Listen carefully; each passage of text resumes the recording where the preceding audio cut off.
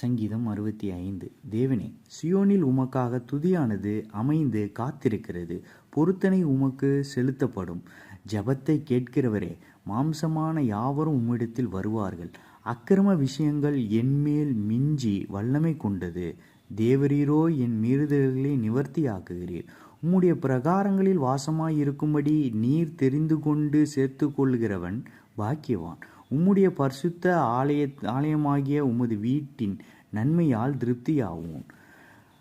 பூமியின் கடையாந்திரங்களிலும் தூரமான சமுத்திரங்களிலும் உள்ளவர்கள் எல்லோரும் நம்பும் நம்பிக்கையாக இருக்கிற எங்கள் இரட்சிப்பின் தேவனே, நீர் பயங்கரமான காரியங்களை செய்கிறதினால் எங்களுக்கு நீதியுள்ள உத்தரவு அருளுகிறீர்.